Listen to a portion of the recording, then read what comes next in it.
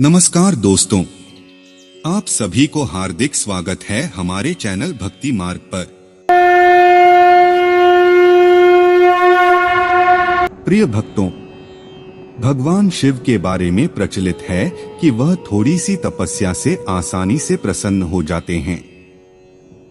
हालांकि कई ऐसे उदाहरण भी हैं जब किसी ने बड़ा वरदान पाने ने उनकी कठिन तपस्या भी की है। लंकाधिपति रावण ने भी अमृत का वरदान पाने के लिए भगवान शिव को अपने 10 सिर चढ़ा दिए थे। भगवान शिव से जुड़ी ऐसी ही एक और कहानी है जिसमें एक राक्षस ने शिवजी की घोर तपस्या कर उन्हें प्रसन्न किया था। हालांकि वरदान देकर भगवान शिव खुद ही मुसीबत में फंस गए थे।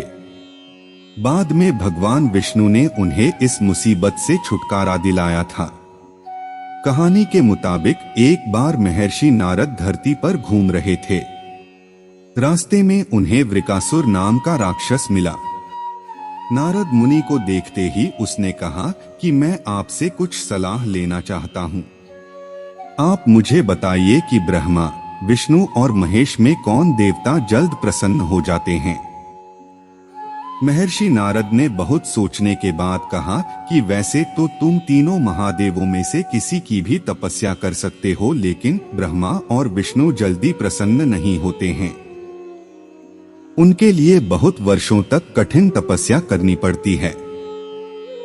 ये भी हो सकता है कि तुम्हारी आयु पूरी हो जाए, लेकिन तपस्या पूरी न हो। भगवान शंकर थोड़ी आराधना से ही प्रसन्न हो जाते हैं। वे अपने भक्त की इच्छा पूरी करने के लिए सोच विचार नहीं करते हैं। वृकासुर ने भगवान शंकर की आराधना करने का फैसला किया और हिमालय के केदार क्षेत्र में जाकर आराधना करने लगा। यज्ञ, जप, तप, ध्यान सब प्रकार से वह पूजा पाठ करने लगा। कुछ दिनों के बाद उसने सोचा कि मैं शरीर और प्राण को ही भगवान शिव को अर्पित कर दूंगा। ऐसा सोचकर वह अपने शरीर का मांस काट काट कर यज्ञ कुंड में डालने लगा, लेकिन भगवान शिव प्रसन्न नहीं हुए। परेशान होकर एक दिन उसने अपना शीश काटकर भगवान शिव को अर्पित करने का फैसला किया। स्नान ध्यान कर जैसे ही उसने खड्ग उठाकर अपना शीश काटना चाहा कि भगवान शंकर प्रकट होकर बोले, बस करो, तुम्हारी तपस्या पूरी हुई, मैं तुम पर प्रसन्न हूँ, वर मांगो। वृकासुर हाथ जोड़कर भगवान शिव से बोला, आप मुझे वर दीजिए कि मैं जिस प्राणी के सिर पर हाथ रख दूं, उसकी तुरंत मृत्यु हो जाए। शिवजी वृकासुर की यह मांग सुनकर चिंता में पड़ गए, लेकिन वरदान नहीं देने पर देव मर्यादा का उल्लंघन हो रहा था। शिवजी वृकासुर से बोले कि तुम्हारी तपस्या व्यर्थ नहीं जाएगी। तुमने मुश्किल वरदान की कामना से तपस्या की थी, इसलिए तुम्हें तपस्या भी कठिन करनी पड़ी। जाओ, जैसा वर चाहते हो वैसा ही मिलेगा। वरदान पाते ही वृकासुर की आसुरी वृत्ति जाग गई। उसने कहा कि प्रभो, आपका यह वरदान सत्य है या नहीं, इसकी परीक्षा लेना चाहता हूँ। इसलिए पहले आपके सिर पर ही हाथ रखकर देखता हूँ कि इस वर में कितनी सत्यता है। भगवान शंकर ने सोचा कि यह राक्षस कुछ नहीं सुनेगा। जब वृकासुर शिवजी के सिर पर हाथ रखने के लिए आगे बढ़ा तो वह वहां से भागने लगे। इस पर वृकासुर का क्रोध बढ़ गया। वह पीछा करते हुए चिल्लाया कि महर्षि नारद की तरह आपने भी मुझसे छल किया है। वरदान की परीक्षा से डरकर क्यों भाग रहे हैं। शिवजी भूमंडल छोड़कर देवलोक तक भागते रहे और वृकासुर भी उनका पीछा करता रहा।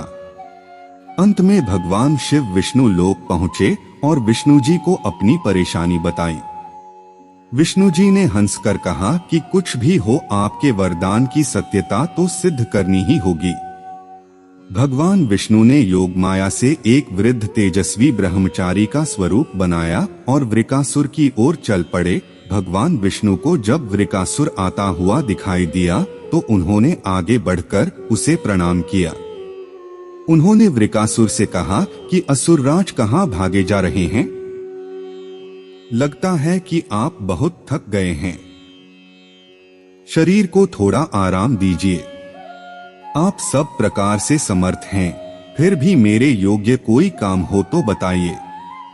अक्सर लोग अपने मित्रों और सहायकों से ही अपने काम पूरा करा लेते हैं। एक तेजस्वी ब्रह्मचारी की बातें सुनकर वृकासुर ने शिवजी के वरदान और उसकी परीक्षा की बात बताई। इस पर ब्रह्मचारी हंसा और कहा कि तुम किसके वरदान की परीक्षा लेना चाहते हो? शिवजी का तो अपना कोई घर ही नहीं है।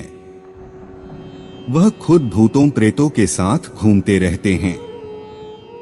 वह भला किसी को क्या वर देंगे? वर देने वाले तो ब्रह्मा और विष्णु ही हैं। विष्णु जी ने वृकासुर से कहा कि तुम्हें वरदानी होना था तो ब्रह्मा या विष्णु की आराधना करनी चाहिए थी। शिवजी के पीछे बेकार दौड़ रहे हो। वरदान देने वाला तो खुद इतना शक्तिशाली होता है कि उसके वरदान का असर खुद उस पर नहीं हो सकता है। उन्होंने तो तुम्हें झूठ मूठ का वरदान दिया है।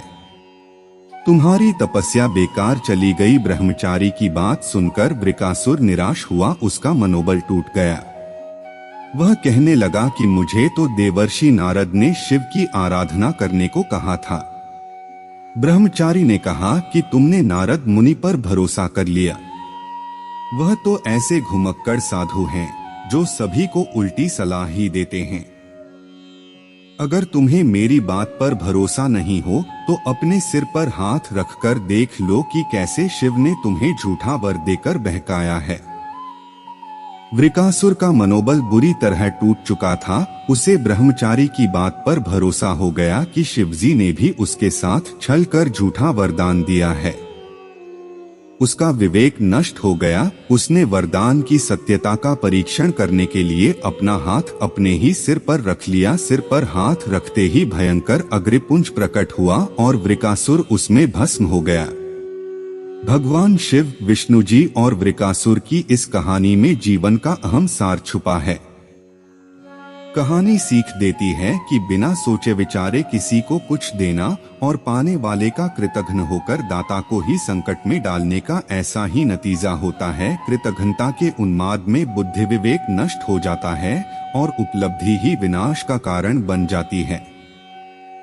प्रिय भक्तों, आप भी मेरी तरह शिव भक्त हो तो वीडियो को लाइक कर दें और चैनल को सब्सक्राइब कर दें और हाँ, कमेंट में हर हर महादेव लिखना ना भूलिएगा। हर हर महादेव।